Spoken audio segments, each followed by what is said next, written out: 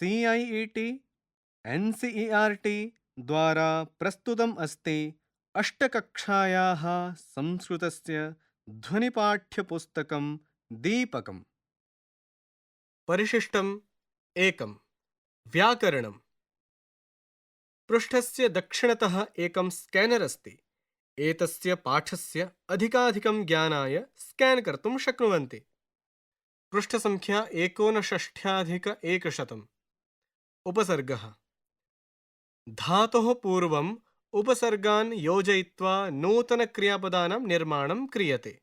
सामान्यतः 22 उपसर्गाः सन्ति। तद्यथा प्र, पर, अप, सम, अनु, अव, निस्, निर्, दुस्, दुर्, वि, आङ्, नि, अधि, अपि, अति, सु, उत्, अभि, प्रति, परि, उप् उपसर्गाः।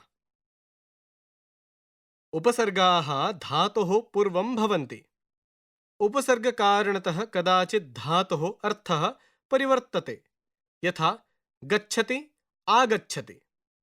कदाचित् उपसर्गः धातोः एवम् अर्थम् उत्कर्षेण पोषयति, अर्थात् विपरीतम् अर्थं न सूचयति, यथा शोभते, सुशोभते। धातोः पूर्वं द्वित्राः उपसर्गाः अपि भवितुम् अर्हन्ति, यथा प्रति योगम् आ योगं गच्छति, प्रत्यागच्छति। उपसर्गकारणतः कदाचित् परस्मैपदी धातुः आत्मनेपदीरूपेण, आत्मनेपदी धातुः परस्मैपदीरूपेण च परिवर्तते।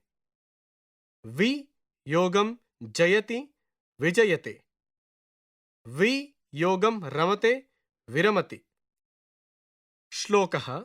उपसर्गेण धात्वर्थो बलाद् अन्यत्र नीयते, प्रहाराहार संहार विहार परिहारवत्।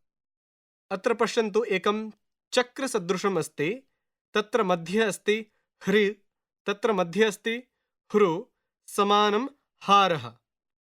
तस्य रूपाणि भवन्ति प्रहारः, आहारः, संहारः, विहारः, परिहारः इति। पृष्ठसङ्ख्या 6+100। प्रत्ययाः। धातोः प्रातिपदिकाच्च अनन्तरं यः वर्णसमुदायः वर्णः वा प्रयुज्यते सः प्रत्ययः भवति। धातुभ्यः संज्ञापदानि, विशेषणपदानि, अव्ययपदानि वा निर्मातुं कृत्प्रत्ययाः योज्यन्ते। अत्र केषाञ्चन कृत्प्रत्ययानां परिचयः दीयते। त्वा। यथा एकः एव कर्ता कार्यद्वयं करोति, तदा पूर्वकार्यवाचके क्रियापदे त्वा प्रत्ययः भवति। यथा बालकः पठति, तदनन्तरं बालकः लिखति, बालकः पठित्वा लिखति। अत्र उदाहरणं पश्यन्तु। पठ योगं त्वा, पठित्वा। छात्रः पुस्तकं पठित्वा उत्तराणि लिखति। लिख क्त्वा, लिखित्वा। अहं कवितां लिखित्वा गायामि। कृ क्त्वा, कृत्वा। त्वं कार्यं कृत्वा गृहं गच्छ। पुनः ल्यप्। यदा धातुः उपसर्गेण युक्तः भवति, तदा क्त्वा प्रत्ययस्य स्थाने ल्यप् भवति। यथा शिष्यः गुरुं प्रणमति, तदनन्तरं शिष्यः पठति, शिष्यः गुरुं प्रणम्य पठति। उदाहरणानि पश्यन्तु। सं योगं पुज्, योगं ल्यप्, सम्पूज्य। भक्तः देवं सम्पूज्य प्रसादं स्वीकरोति। पुनः वि योगं ज्ञा, योगं ल्यप्, विज्ञाय। अहं वार्तां विज्ञाय सूचयामि। पुनः आ योगं नि, योगं ल्यप्, आनीय। माता जलम् आनीय स्थापयति। तुमुन्। यदा प्रथमा क्रिया द्वितीयायाः क्रियायाः निमित्तं भवति, तदा निमित्तार्थक क्रियापदे तुमुन् प्रत्ययः भवति। यथा रमेशः पठितुं विद्यालयं गच्छति। उदाहरणानि पश्यामः। खाद् योगं तुमुन् खादितुं, बालः भोजनं खादितुम् आगच्छति। स्ना योगं तुमुन् स्नातुम्, अहं स्नातुं तरणतालं गच्छामि। गम् योगं तुमुन् गन्तुं, सः गृहं गन्तुम् उद्यतः। पृष्ठसङ्ख्या 61,100। तवतु तवतु प्रत्ययः भूतकालार्थे भवति। विशेषणत्वेन क्तवतु प्रत्ययान्तपदानां प्रयोगः भवति। एतानि क्रियापदानि न चेदपि क्रियापदस्य अर्थम् एव सूचयन्ति। यथा सः कार्यम् अकरोत्, सः कार्यं कृतवान्। क्तवतु प्रत्ययान्तपदानां रूपाणि त्रिषु लिङ्गेषु भवन्ति। यथा पुल्लिङ्गे हस् योगं क्तवतु हसितवान्, स्त्रीलिङ्गे हसितवती, नपुंसकलिङ्गे हसितवत्। श्रु योगं क्तवतु पुल्लिङ्गे श्रुतवान्, स्त्रीलिङ्गे श्रुतवती, नपुंसकलिङ्गे श्रुतवत्। स्था योगं क्तवतु पुल्लिङ्गे स्थितवान्, स्त्रीलिङ्गे स्थितवती, नपुंसकलिङ्गे स्थितवत् इति। अत्र पश्यन्तु छात्राः, 6 कोष्ठाः सन्ति। प्रथमे कोष्ठे धातुः, द्वितीये लट्लकारः, तृतीये क्त्वा, चतुर्थे ल्यप्, पञ्चमे तुमुन्, षष्ठे क्तवतु पुल्लिङ्गः इति लिखितमस्ति। आगच्छन्तु पठामः। धातुः पठ्, लट्लकारः पठति, क्त्वा प्रत्ययः पठित्वा, ल्यप् प्रत्यये सम्पठ्य, तुमुन् प्रत्यये पठितुं, क्तवतु प्रत्यये पठितवान्। धातुः खाद्, लट्लकारे खादति, क्त्वा प्रत्यये खादित्वा, ल्यप् प्रत्यये प्रखाद्य, तुमुन् प्रत्यये खादितुं, क्तवतु प्रत्यये खादितवान्। हस् धातुः, लट्लकारः हसति, त्वा प्रत्ययः हसित्वा, ल्यप् प्रत्ययः विलिख्य, तुमुन् प्रत्ययः लेखितुं, क्तवतु प्रत्ययः लिखितवान्।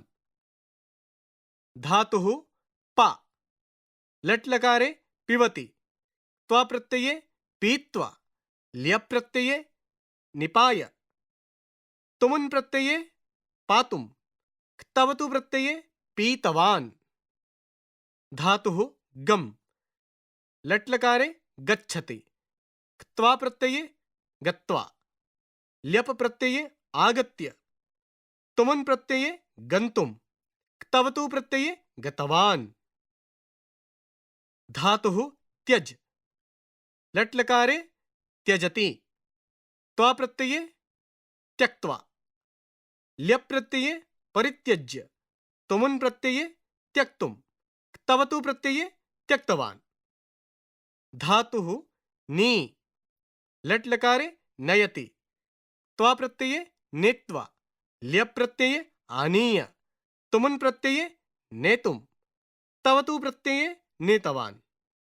धातुः कृ, लट्लकारे करोति, त्वा प्रत्यये कृत्वा, ल्यप् प्रत्यये अनुकृत्य, तुमुन् प्रत्यये कर्तुं, क्तवतु प्रत्यये कृतवान्। घ्रा धातुः, लट्लकारे जिघ्रति, त्वा प्रत्यये घ्रात्वा, ल्यप् प्रत्यये आघ्राय, तुमुन् प्रत्यये घ्रातुं, क्तवतु प्रत्यये घ्रातवान्। धातुः स्था, लट्लकारे तिष्ठति, त्वा प्रत्यये स्थित्वा, ल्यप् प्रत्यये प्रस्थाय, तुमुन् प्रत्यये स्थातुं, क्तवतु प्रत्यये स्थितवान्। धातुः नम्, लट्लकारे नमति, क्त्वा प्रत्यये नत्वा, ल्यप् प्रत्यये प्रणम्य, तुमुन् प्रत्यये नन्तुम, तवतु प्रत्यये नतवान्। धातुः स्मृ, लट्लकारे स्मरति, त्वा प्रत्यये स्मृत्वा, ल्यप् प्रत्यये संस्मृत्य, तुमुन् प्रत्यये स्मर्तुं, क्तवतु प्रत्यये स्मृतवान्। धातुः लुण्ठ, लट्लकारे लुण्ठति, त्वा प्रत्यये लुण्ठित्वा, ल्यप् प्रत्यये विलुण्ठ्य, तुमुन् प्रत्यये लुण्ठितुं, क्तवतु प्रत्यये लुण्ठितवान्। ज्ञा धातुः लट्लकारे जानाति, त्वा प्रत्यये ज्ञात्वा, ल्यप् प्रत्यये विज्ञाय, तुमुन् प्रत्यये ज्ञातुं, क्तवतु प्रत्यये ज्ञातवान्। क्षाल धातुः लट्लकारे क्षालयति, क्त्वा प्रत्यये क्षालयित्वा, ल्यप् प्रत्यये प्रक्षाल्य, तुमुन् प्रत्यये क्षालयितुं, क्तवतु प्रत्यये क्षालितवान्। दा धातुः लट्लकारे ददाति, क्त्वा प्रत्यये दत्वा, ल्यप् प्रत्यये प्रदाय, तुमुन् प्रत्यये दातुं, क्तवतु प्रत्यये दत्तवान्। तथा च दृश् धातुः लट्लकारे पश्यति, क्त्वा प्रत्यये दृष्ट्वा, ल्यप् प्रत्यये प्रदृश्य, तुमुन् प्रत्यये द्रष्टुं, क्तवतु प्रत्यये दृष्टवान्। एवं रूपेण अग्रे पुनः अस्ति पृच्छ धातुः लट्लकारे पृच्छति, क्त्वा प्रत्यये पृष्ट्वा, ल्यप् प्रत्यये प्रपृच्छय, तुमुन् प्रत्यये प्रष्टुं, क्तवतु प्रत्यये पृष्टवान्। गृह धातुः लट्लकारे गृह्णाति, क्त्वा प्रत्यये गृहीत्वा, ल्यप् प्रत्यये संगृह्य, तुमुन् प्रत्यये ग्रहीतुं, क्तवतु प्रत्यये गृहीतवान्। वद धातुः लट्लकारे वदति, क्त्वा प्रत्यये उदित्वा, ल्यप् प्रत्यये प्रोद्य, तुमुन् प्रत्यये वदितुं, क्तवतु प्रत्यये उदितवान्। क्रीड धातुः लट्लकारे क्रीडति, क्त्वा प्रत्यये क्रीडित्वा, ल्यप् प्रत्यये प्रक्रीड्य, तुमुन् प्रत्यये क्रीडितुं, क्तवतु प्रत्यये क्रीडितवान्। एवं रूपेण विभक्तिः क कारक विभक्तिः क्रियान्वयी कारकम्। अन्वयः नाम सम्बन्धः, अर्थात् क्रियया यस्य सम्बन्धः भवति तत् कारकम्। कारके प्रवृत्ता विभक्तिः कारक विभक्तिः। कारकाणि षड् भवन्ति। कर्ता कर्म च करणं संप्रदानं तथैव च अपादानाधिकरणे इत्याहुः कारकाणि षट्। कर्ता यः क्रियायाः संपादनं करोति सः कर्ता। कर्तृकारके प्रथमा विभक्तिः भवति, यथा रामः गच्छति। कर्म क्रियायाः संपादने कर्तुः यत् इष्टतमं भवति तत् कर्म। कर्मकारके द्वितीया विभक्तिः भवति, रामः वनं गच्छति। यथा करणं क्रियायाः संपादने यत् प्रकृष्टम् उपादानं साधनं भवति तत् करणम्। करणकारके तृतीया विभक्तिः भवति, यथा रामः पुष्पकविमानेन अयोध्यां गच्छति। संप्रदानं कर्ता दानकर्मणा येन सह सम्बन्धं स्थापयितुम् इच्छति तद् संप्रदानम्। संप्रदानकारके चतुर्थी विभक्तिः भवति, यथा गुरुः शिष्याय ज्ञानं ददाति। अपादानम् एकस्मात् पदार्थात् अपरस्य पदार्थस्य पृथक्करणे यस्मात् पृथक्करणं भवति तद् अपादानम्। अपादानकारके पंचमी विभक्तिः भवति, यथा वृक्षात् पत्रं पतति। अधिकरणम् क्रियायाः कारकस्य यः आधारः तद् अधिकरणम्। अधिकरणकारके सप्तमी विभक्तिः भवति, यथा छात्राः विद्यालये पठन्ति। पृष्ठसङ्ख्या 63 ख सम्बन्धविभक्तिः। कारकभिन्नः स्वस्वामी भावादिसम्बन्धः शेषः, तत्र षष्ठी विभक्तिः भवति, यथा रामस्य राजधानी अयोध्या आसीत्। ग सम्बोधनविभक्तिः।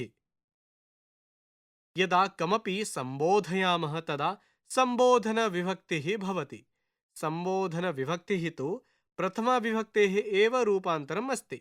अत्र केवलम् एकवचने एव भेदः भवति। द्विवचने बहुवचने तु प्रथमाविभक्तिवत् एव रूपं भवति, यथा एकवचने हे राम, द्विवचने हे रामौ, बहुवचने हे रामाः। एकवचने हे सीते, द्विवचने हे सीते, बहुवचने हे सीताः। घ उपपदविभक्तिः। क्रियापदं विहाय अन्यद् विशिष्टं पदम् आश्रित्य प्रवृत्ता विभक्तिः उपपदविभक्तिः, यथा गणेशाय नमः। अत्र नमः इति पदस्य प्रयोगे चतुर्थी विभक्तिः। एवमेव कानिचन अन्यानि अपि विशिष्टपदानि सन्ति येन प्रयोगेण भिन्नाः विभक्तयः भवन्ति, यथा परितः। ग्रामं परितः उद्यानम् अस्ति। अत्र द्वितीया विभक्तिः अस्ति। सः पिता पुत्रेण सह आगच्छति। अत्र तृतीया विभक्तिः अस्ति। नमः गुरवे नमः। अत्र चतुर्थी विभक्तिः अस्ति। उपरि मन्दिरस्य उपरि ध्वजः अस्ति। अत्र षष्ठी विभक्तिः अस्ति। उभयतः मार्गम् उभयतः वृक्षाः सन्ति। अत्र द्वितीया विभक्तिः अस्ति। अलम् अलम् कोलाहलेन। अत्र तृतीया विभक्तिः अस्ति। बहिः ग्रामात् बहिः राजमार्गः अस्ति। अत्र पञ्चमी विभक्तिः अस्ति। अधः वृक्षस्य अधः बालकाः क्रीडन्ति। अत्र षष्ठी विभक्तिः अस्ति। सन्धिः उच्चारणसमये वर्णानां परस्परम् अत्यन्तं सामीप्येन संहिता भवति। संहिताद्वारा वर्णेषु यत् परिवर्तनं भवति तत् सन्धिः भवति। सन्धिः त्रिविधः: स्वरसन्धिः, व्यञ्जनसन्धिः, विसर्गसन्धिः च। क स्वरसन्धिः। यत्र स्वरेषु परिवर्तनं भवति सः स्वरसन्धिः। स्वरसन्धेः दीर्घ, गुण, वृद्धि, यणभेदानां परिचयं वयं सप्तम्यां कक्षायां प्राप्तवन्तः। इदानीम् अयादिसन्धिं, पूर्वरूपसन्धिं च जानीमः। पृष्ठसङ्ख्या 64 अयादिसन्धिः। ए, ऐ, ओ, औ इत्येषां वर्णानाम् अनन्तरं यदि स्वरः आयाति तर्हि ए, ऐ, ओ, औ इत्येषां स्थाने क्रमशः अय, आय, औ, आव् भवति। नियमः: ए योगं स्वरः, अय योगं स्वरः, ऐ योगं स्वरः, अय योग स्वरः, ओ योग स्वरः, औ योग स्वरः, औ योग स्वरः, आव योग स्वरः। गले योग उष्मा, गलयुष्मा। ए योग उ, अय योग ऊ। वै योग अस्तु, वायस्तु। अत्र ऐ योग अ, अय योग अ इति अस्ति। प्रभो योग इह, प्रभविः। ओ योग इ, औ योग इ। नौ योग अवतु, नाववतु। औ योग अ, आव योग अ, शे योग अनम शयनम, ए योग अ, अय योग अ, गै योग अकः गायकः, ऐ योग अ, आ योग अ, भो योग अनम भवनम, ओ योग अ योग अ, नौ योग इकः नाविकः, औ योग इ, आ योग इ। पूर्वरूप संधिः पदान्तयोः ए औ वर्णयोः अनन्तरं यदि अवर्णः आयाति तर्हि ए योग अ इत्यनयोः स्थाने पूर्वरूपम् ए एकादेशः भवति। तथैव ओ योग अ इत्यनयोः स्थाने पूर्वरूपम् ओ एकादेशः भवति। नियमः पदान्त ए योग अ अय, पदान्त ओ योग अ ओ, ते योग अपि तेपि, पदान्त ए योग अ एय, सर्वे योग अपि सर्वेपि, पदान्त ए योग अ एय, नमो योग अस्तु नमोस्तु, पदान्तः ओ योग अ ओय, विष्णो योग अव विष्णोव, पदान्त ओ योग अ ओ, ख व्यञ्जनसन्धिः यत्र पूर्ववर्णाः व्यञ्जनवर्णाः उत्तरवर्णाः च स्वराः व्यञ्जनानि वा भवन्ति तत्र जायमानः सन्धिः व्यञ्जनसन्धिः इति। व्यञ्जनसन्धेः अनेके भेदाः सन्ति, तेषु केषाञ्चन परिचयः अत्र दीयते। यथा श्चुत्वसन्धिः सकारस्य षकार च वर्गाभ्यां योगे सकारस्य षकारः, तवर्गस्य षकार च वर्गाभ्यां योगे तवर्गस्य क्रमशः च वर्गः भवति। नियमः सकारः तवर्गः त थ द ध न, योग षकारः च वर्गः च छ ज झ ञ, षकार च वर्गः च छ ज झ ञ, योग षकार च वर्गः च छ ज झ ञ। यथा हरिस् योग शेते हरिष्येते, मनस् योग चञ्चलं मनश्चञ्चलम्, तत् योग चित्रं तच्चित्रम्, उत् योग चारणम् उच्चारणम्।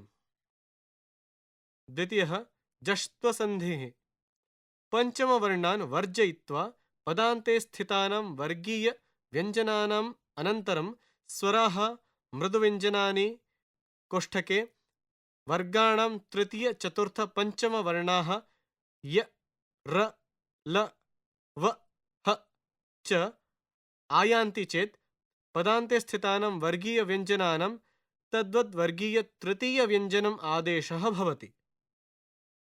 नियमः वर्गीयः व्यञ्जनानि योग स्वरः मृदुव्यञ्जनम्, वर्गाणां तृतीय व्यञ्जनं ग ज ड द ब, योग स्वरः मृदुव्यञ्जनम्, बाक् योग अर्थौ वागर्थौ, दिक् योग गजाः दिग्गजाः, जगत् योग ईशः जगदीशः, जगत् योग गुरुः जगद्गुरुः।